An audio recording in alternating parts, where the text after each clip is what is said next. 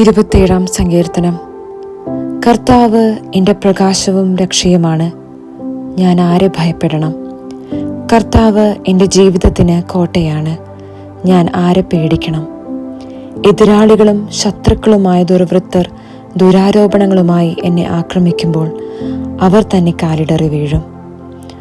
ഒരു സൈന്യം തന്നെ എനിക്കെതിരെ പാളയമടിച്ചാലും എൻ്റെ ഹൃദയം ഭയമറിയുകയില്ല.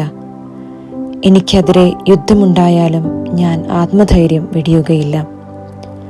ഒരു കാര്യം ഞാൻ കർത്താവിനോട് അപേക്ഷിക്കുന്നു, ഒരു കാര്യം മാത്രം ഞാൻ തേടുന്നു: കർത്താവിൻ്റെ മാധുര്യം ആസ്വദിക്കുവാനും കർത്താവിൻ്റെ ആലയത്തിൽ അവിടുത്തെ ഹിതം ആരായാനും വേണ്ടി ജീവിതകാലം മുഴുവൻ അവിടുത്തെ ആലയത്തിൽ വസിക്കുവാൻ തന്നെ. ക്ലേശകാലത്ത് അവിടുന്ന് തൻ്റെ ആലയത്തിൽ എനിക്ക് അഭയം നൽകും. തൻ്റെ കൂടാരത്തിനുള്ളിൽ എന്നെ ഒളിപ്പിക്കും, എന്നെ ഉയർന്ന പാറമേൽ നിർത്തും. എന്നെ വലയം ചെയ്യുന്ന ശത്രുക്കളുടെ മുകളിൽ എൻ്റെ ശിരസ് ഉയർന്നു നിൽക്കും. ആഹ്ലാദാരവത്തോടെ അവിടുത്തെ കൂടാരത്തിൽ ഞാൻ ബലികൾ അർപ്പിക്കും. ഞാൻ വാദ്യഘോഷത്തോടെ കർത്താവിനെ സ്തുതിക്കും. കർത്താവെ, ഞാൻ ഉച്ചത്തിൽ വിളിച്ചപേക്ഷിക്കുമ്പോൾ അവിടുന്ന് കേൾക്കണമേ. കാരുണ്യപൂർവം എനിക്ക് ഉത്തരം അരുളണമേ. എൻ്റെ മുഖം തേടുവിൻ എന്ന് അവിടുന്ന് കൽപ്പിച്ചു. കർത്താവെ, അങ്ങയുടെ മുഖം ഞാൻ തേടുന്നു എന്ന് എൻ്റെ ഹൃദയം അങ്ങയോട് മന്ത്രിക്കുന്നു. അങ്ങയുടെ മുഖം എന്നിൽ നിന്ന് മറച്ചു വയ്ക്കരുതേ.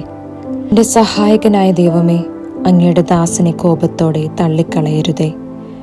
എൻ്റെ രക്ഷകനായ ദൈവമേ, എന്നെ തിരസ്കരിക്കരുതേ, എന്നെ കൈവെടിയരുതേ.